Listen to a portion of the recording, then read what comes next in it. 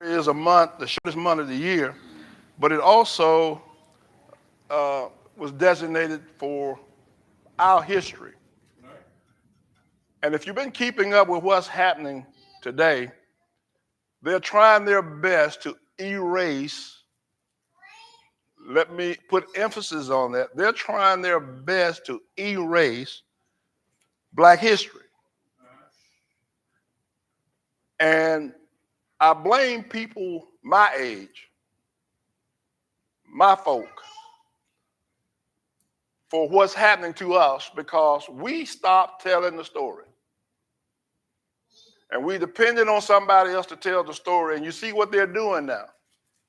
They're eliminating the story. In the state of Florida right now, you can't go to a school and find anything in a public book past 1970 about black folks' participation or black folks' influence in this country. Now, black history didn't start in 1970 in this country. And they're trying to do that all over the country. So, ladies and gentlemen, particularly people my age, we need to tell that story. And I enjoy going around telling stories, particularly to our young people. I'm going to call out a few names here before I get started, and let me see some of the young folks in here, see what they've heard about it. How many of you have heard of Dr. Martin Luther King? Raise your hand, young folk. I know you old folk heard. So you old folk can raise your hand too. I'm raising mine. I'm an old folk. Okay. Rosa Parks. Okay. Who else? Did y'all read about Jackie Robinson? Okay. Malcolm X. Hands up.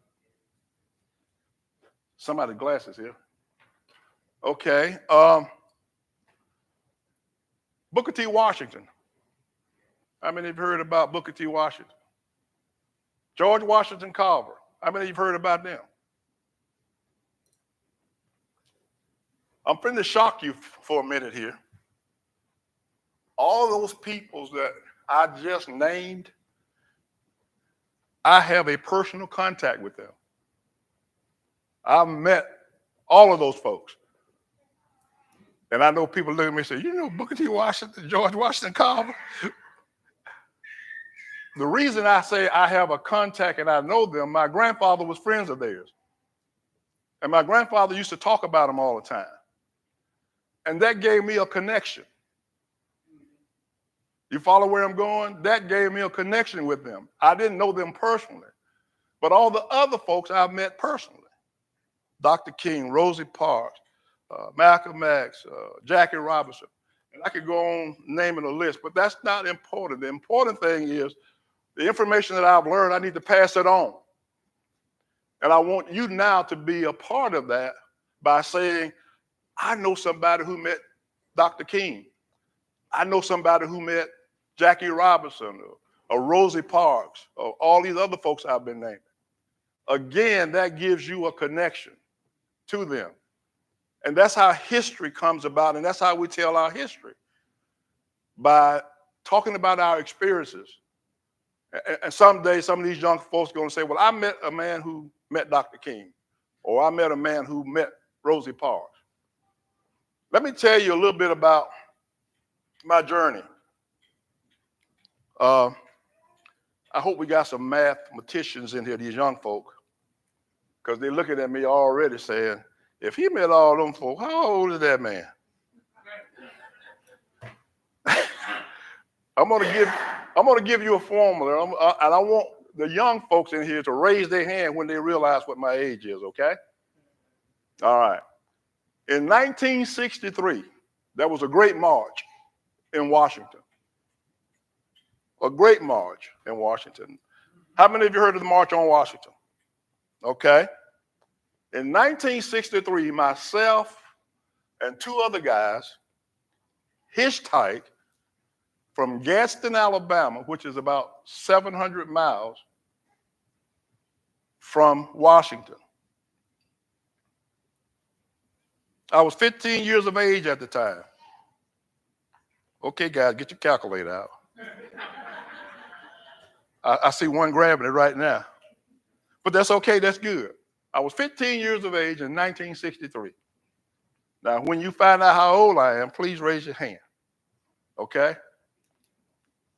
Back there already. See, that's good. That's great. I'm sorry. 1940? He said you're 74. 75. Well, it depends on what month I was born in. I'm sorry. I'm 75. I'll help you out a little bit. You slow. But you got it though, didn't you? I know. Yeah, you got it. I hope you've got that video keyed up. If you've got the video keyed up, I want her to play it right now for a few minutes.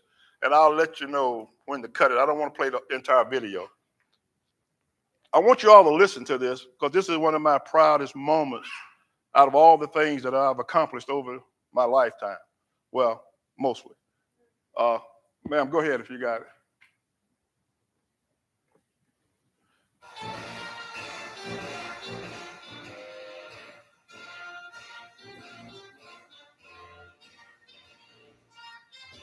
I hope y'all know who that is.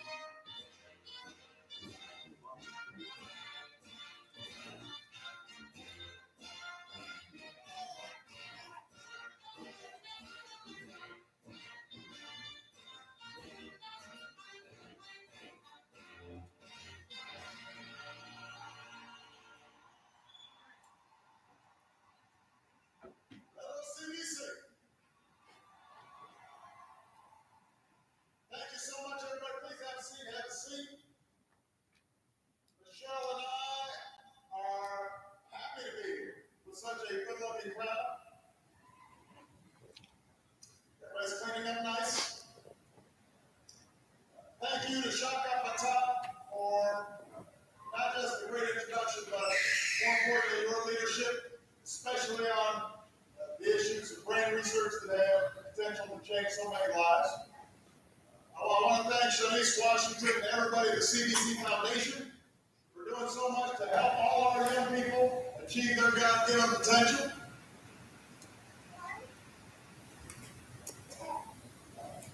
I see so many friends here tonight, and obviously, these last several weeks have been momentous in a lot of ways. Many of you I had an opportunity to see both hosting at the White House with them and the actual anniversary, the 50th anniversary of the March on Washington. It was a little rainy that day. We had a nice roof over our heads, but that wasn't enough to keep all of you away. It wasn't enough to keep me away. It wasn't enough to keep folks from all across the country from coming out to pay tribute to not only Dr. King, not only John Lewis, not only the well-known heroes of the civil rights movement, but to all the ordinary Americans who made it possible for so many of us to stand here today.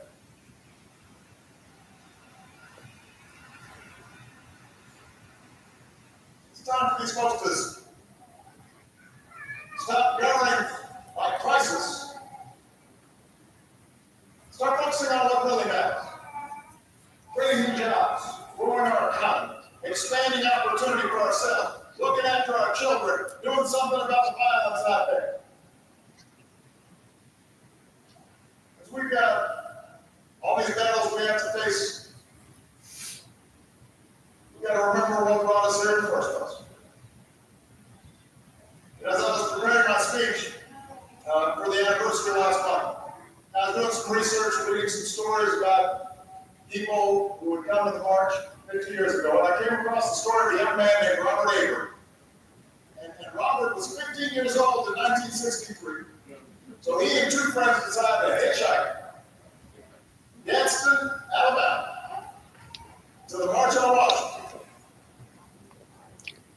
And together they traveled through some of the most segregated counties in America, sleeping in bus terminals, eating from vending machines, sometimes not eating.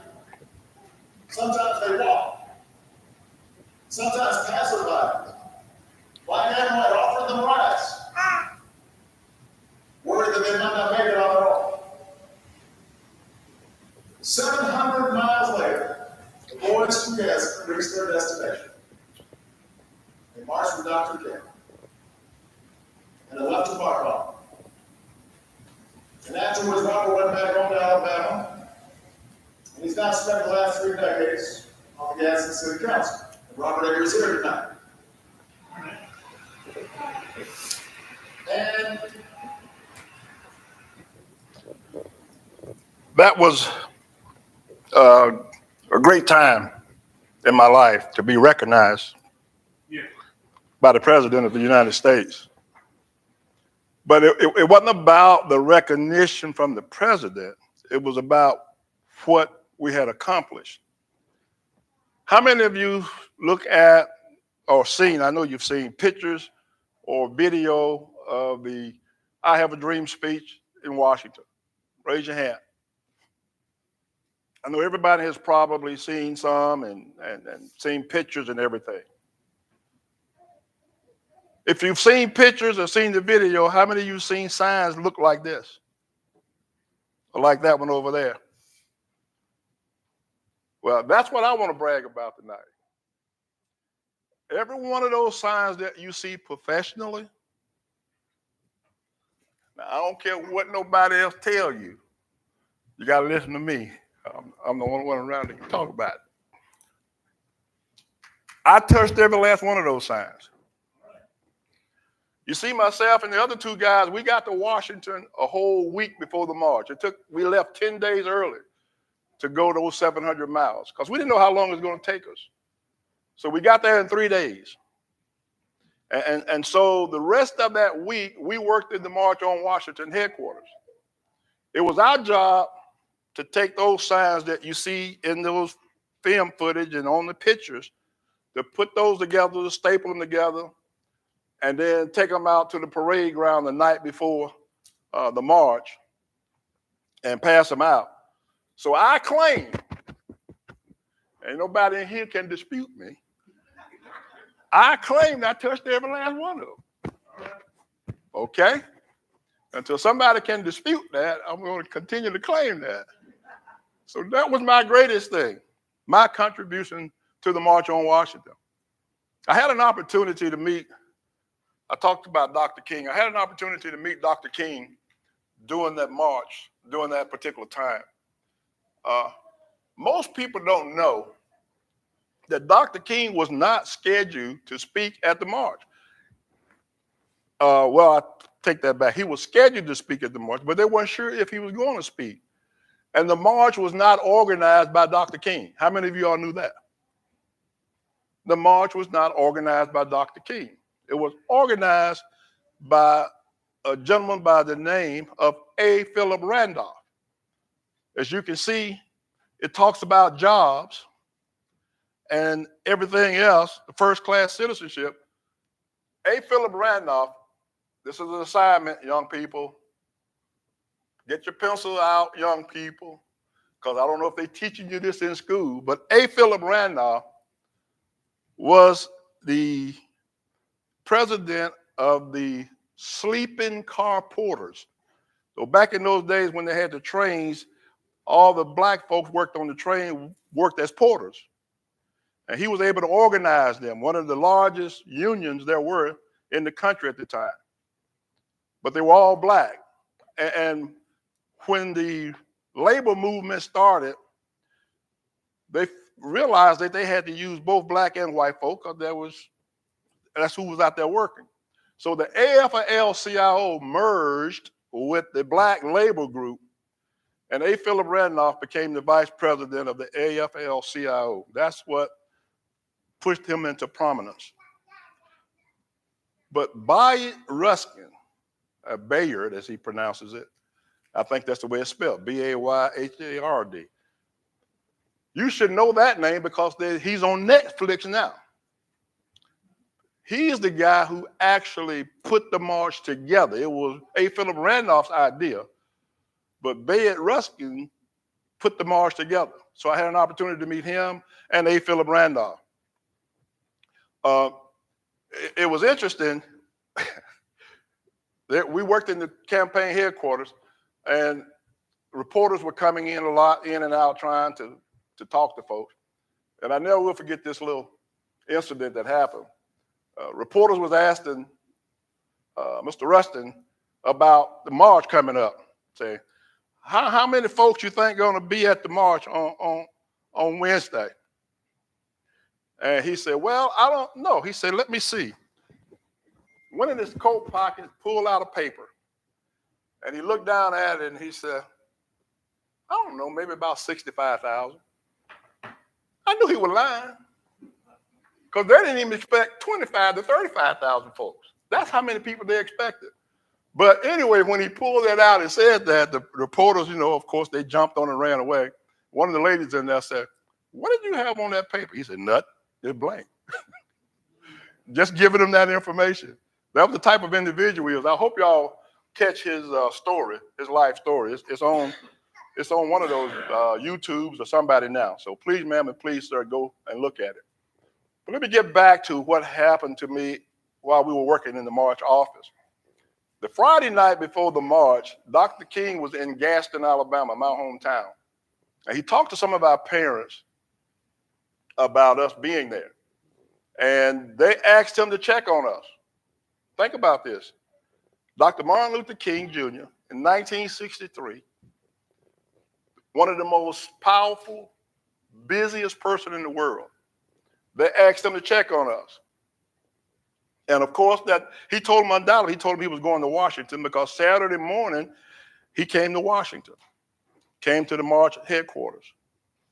And there I was with the other two guys putting signs together. We didn't know he was coming. We didn't know he was going to be there. But we was in a room similar to this, and in the back where the doors was, there was a commotion. And we had a lot of bomb threats, so everybody always stopped and took notice to what the commotion was about. But over in that crowd of reporters, you could hear this voice. You couldn't see him. And most people don't know that Dr. King was not tall in stature. He was he was short. I won't say he was very short, but he was a short man. And as he said, you could hear this voice. He said, I got something to do, and I will come back and answer your questions. And that group of reporters parted like the Red Sea. They opened up, and out walked Dr. King. And as I think back, I'm not sure how many young people were in there, if any, other than the three of us. And I didn't see him ask anybody, where were those young men from Alabama? But he walked just as straight as he could back to where we were. And there I am looking up, and Dr. King is standing there. And he said, I just came from your hometown. Your parents want me to check on you. Are you guys okay? And there I was, so one of the guys behind me said, we okay. Because I'm speechless, because this is Dr. King standing there talking. He said, good. He said, I'm going to go up here and do this news conference. I'll be back. True to his word. When he finished his news conference, guess what he did? He came back and he talked to those three young black boys from Alabama. He talked to us and asked us about our dreams, what we wanted out of life, and what we thought, how things were going and what was happening. Here I am, a 15-year-old young black man from Alabama, talking to Dr. Martin Luther King Jr. That's something you will never forget. Okay? I'm going to speed it on because I want to do some questions and answers in a few minutes. Let me back up, and then I'm going to tell you some things, and then we'll see if it bring out any questions to you. We left Gadsden, the three of us. We had $10 between the three of us, okay? Now, $10 back in 1963 was a lot of money. But we were on our way to Washington, didn't know anybody, didn't know what we were going to do, where we were going to stay or anything, but we were determined to go to the march. All of the rides that we received from the time we left Gadsden till we got to Washington, D.C., all of the rides were by white people, with the exception of one. The last ride that we received was from a black family. A man, a woman, and a son. To this day, if my life depended on it, I can't tell you anything about that family other than it was three of them. A man, a wife, and a son. Think about that. These later years, I've thought about that tremendously, and it's worked on me because it was at night when they picked us up that late in the evening, and they drove us all the way from Lynchburg, Virginia to Washington, D.C. And we went through some of the most treacherous country there was, the mountains of Virginia. And as I think back, and based on my life and everything, that family had to be God sent. There ain't no doubt in my mind. I know from that time to this time, I'm one of his favorites. I know I'm one of his favorites. But we got to Washington, like I said, we had $10 in our pockets.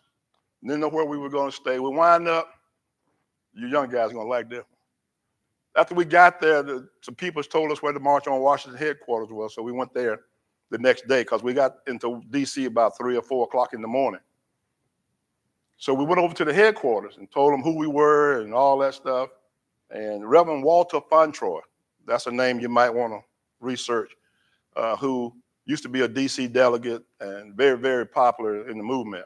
But anyway, he told us where to go and how to do everything. We went over to the headquarters, guys, and we told them who we were and all that, and they were going to find us a place to stay. 3 young guys. They said, we're going to get you a place to stay today, and y'all will be staying there the rest of your time here. And you know where they got us to stay? At the National Beauty College Cultural League.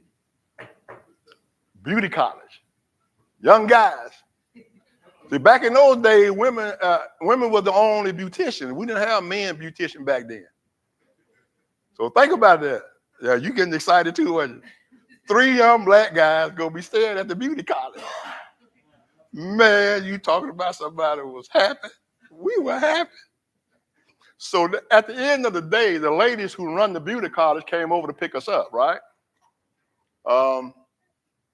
It's interesting. It was 3 of them, and it was 3 of us.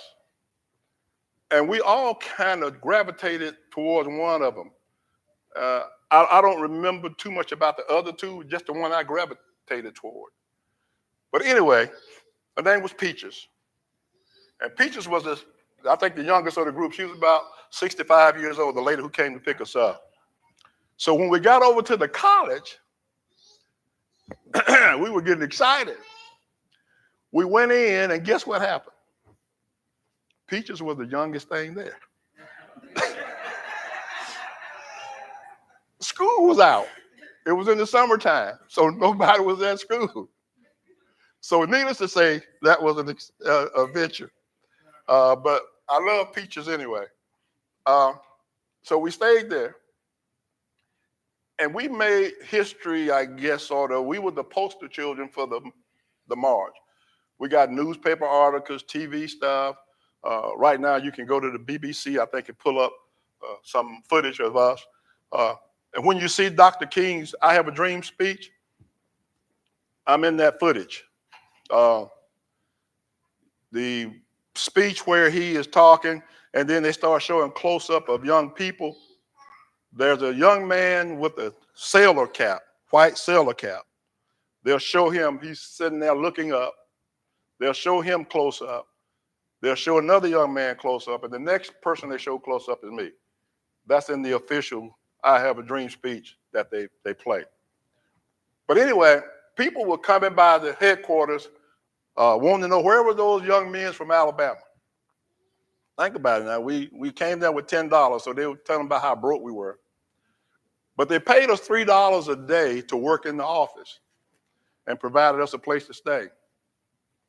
So people would come by and say, where are those Some said fools, some said crazy, some said those boys from Alabama, and they would give us money.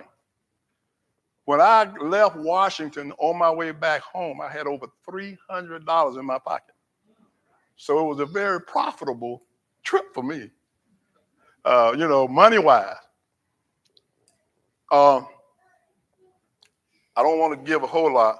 I talked about the people who were picked us up. I'm going to leave some imagination. I hope I get some questions about it. And like I said, and we stayed there to a couple of days after the march before we came back home. Now let me stop right there. My timekeeper usually be here. Most of the time I have one of my family members, my granddaughter, I'm a grandparent, or my great-granddaughter would be there to say, hey man, cut it off, we're getting long. So they're not here, so I don't know how long I'm getting.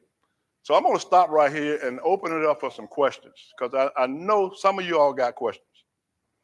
Because I left a whole lot of stuff out and I just want to know if you were listening. So somebody asked me a question. They want to know about, yes sir. How big of a town is Gaston? How big of a town is Gaston? Well, it depends on what day it is and who's telling the story.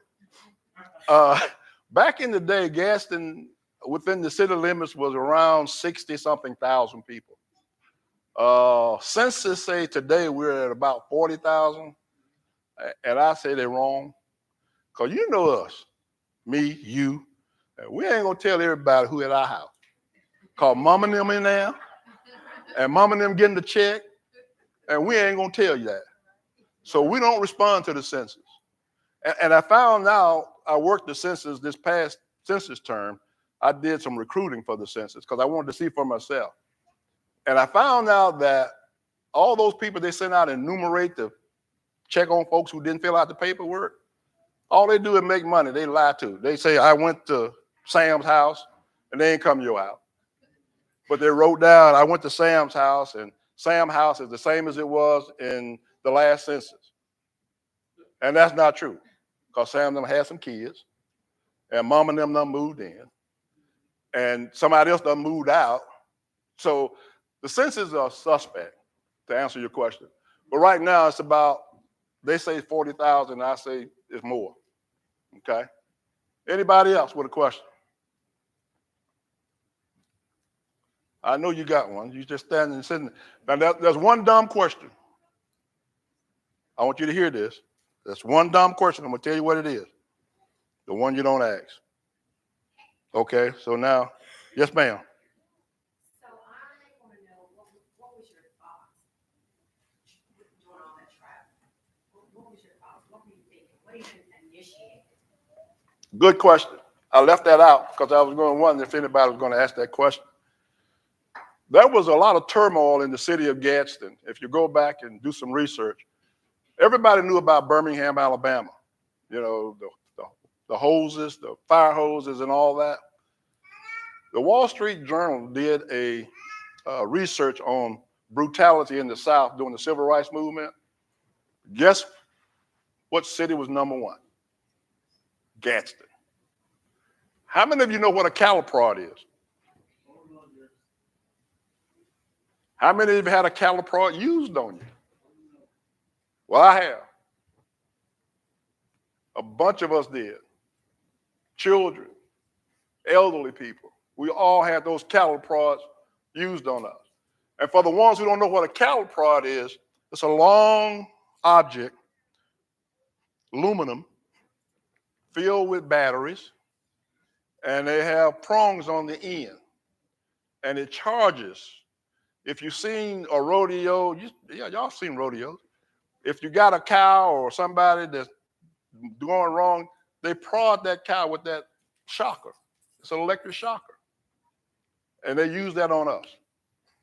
Okay? So I still got a few scars today from that situation. Yes?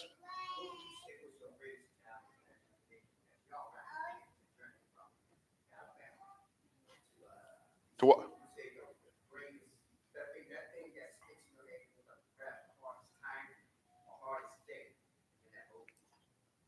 The hardest day was the first few hours leaving. That was the hardest.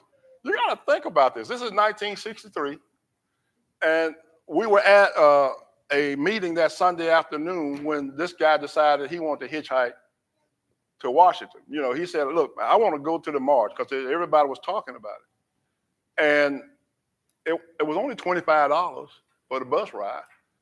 That was a lot of money back then.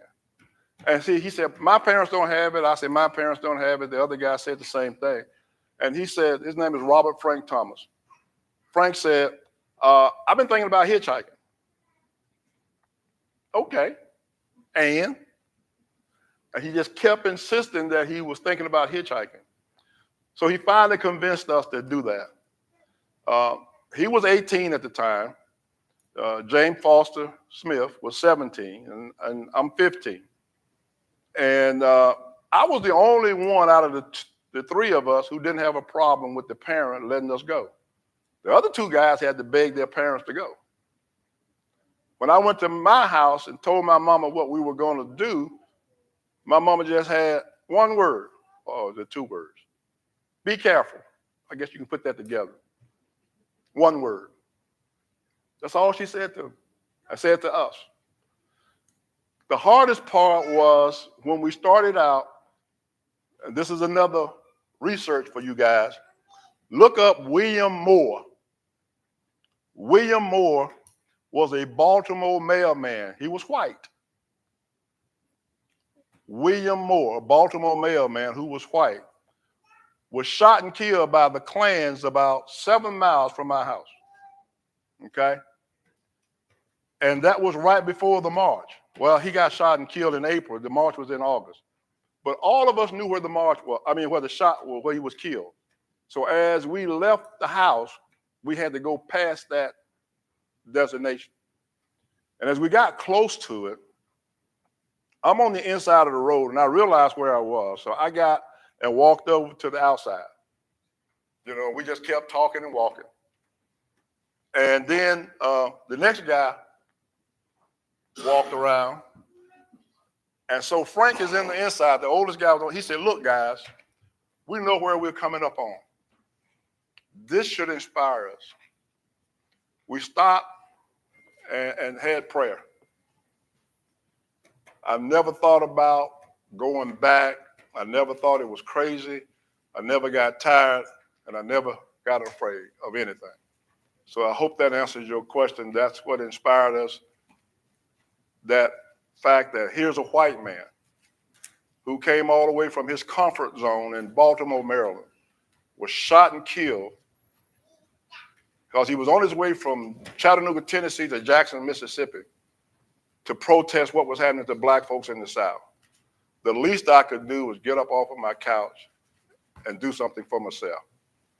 So that's what prodded me, and that's what, I guess, fueled me to do that. Another question? Yes, sir. During your journey, did you have any conversation with anyone? Well, that's a good one too. I learned I had a new nickname while we were walking and hitchhiking. We had signs that says Washington or burst. So everybody knew where we were going, okay? And people will pass by us, particularly little kids, and they would be saying, "Hey, Trigger. Hey, Trigger." And I thought, boy, that's my new nickname, Trigger. But then I finally realized what they were saying. It wasn't a T, it was an N. But but to answer your question, I don't think out of everybody who picked us up, there was one gentleman who gave us the longest ride besides the black family in a pickup truck, good old boy, with his rifle in the back. You know how they have them hanging up in the back window. He said to us, he said, "You boys know y'all could be in a heap of trouble out here." And it was the way he said it that kind of disturbed me a little bit. But other than that, everything was nice. Everybody was friendly, except the little kids who was trying to give us a new nickname. We were okay. Any other questions? Yes, sir. Did you ever meet one of those people again that gave you a ride?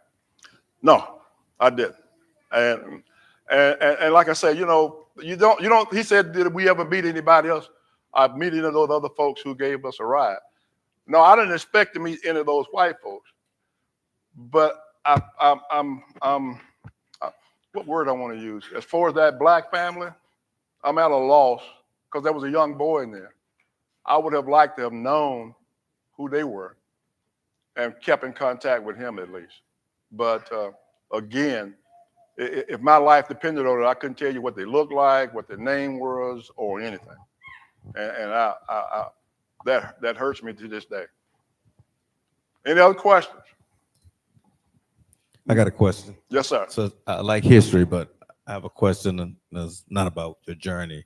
What more could we be doing today to further the cause that you all were set forth to do? I'm sorry, I couldn't get the I first said, part. what more could we be doing today as a black community to help our own selves?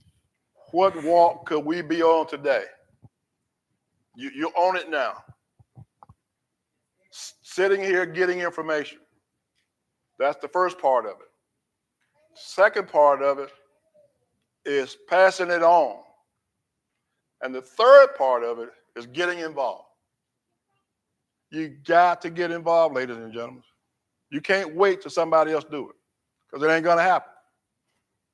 If it's to be, it's got to be me. Always remember that.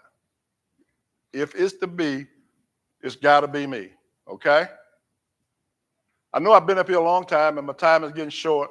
Nobody has asked the key question that I thought you would ask because I left it out intentionally.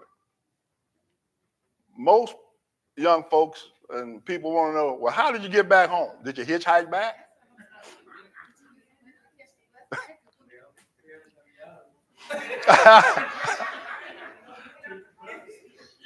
And I kept my $300. And we did come back on the bus. But the guy named Bayard Ruskin and A. Philip Randolph bought us a ticket. And that's why I say those people are significant during the movement because those were the folks who organized the march. So please, ma'am, and please, sir, look them up and get that information. Yes, ma'am. One more question.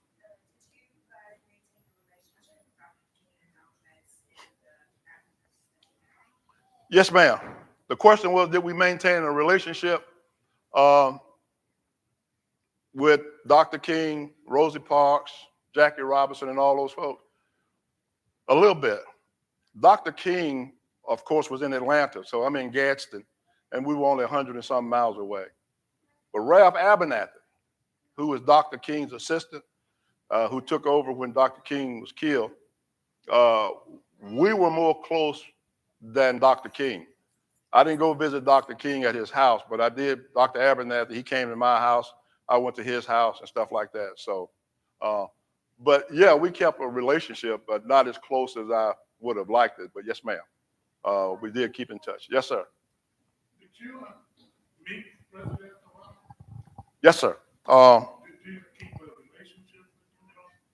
Well, that's interesting.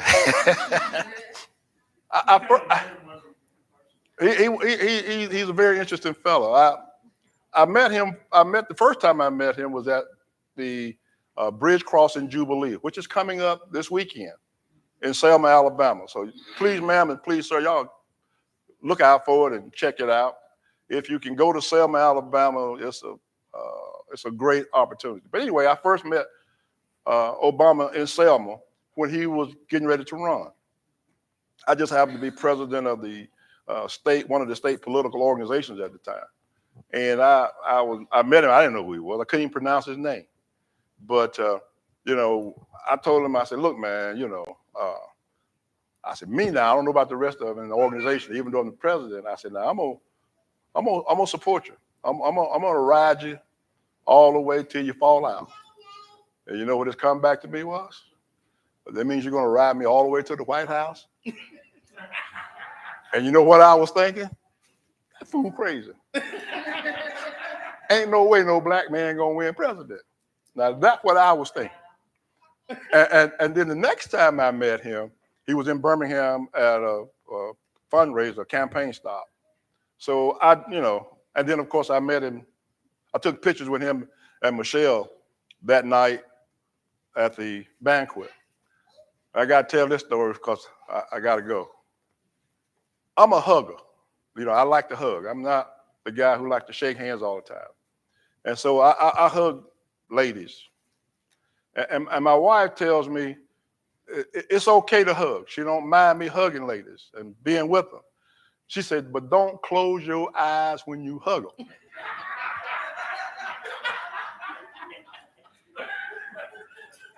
But I want y'all to know tonight,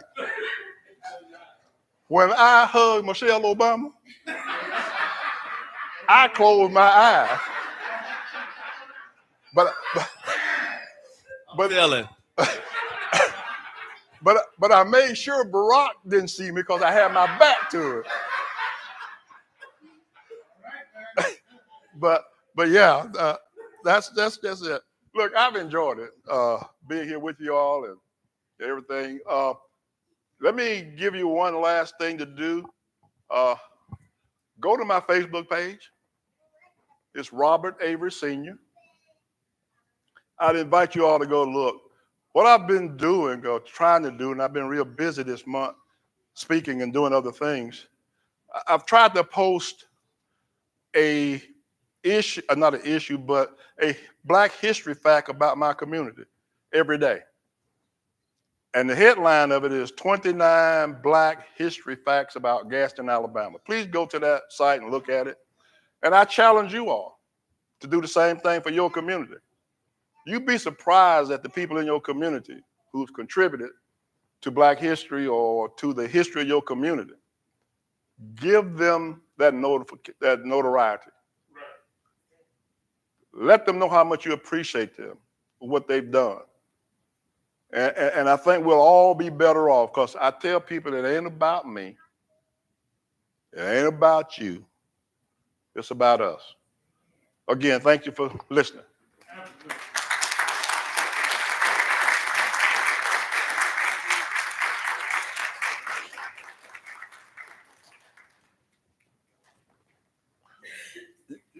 You're going to recognize the young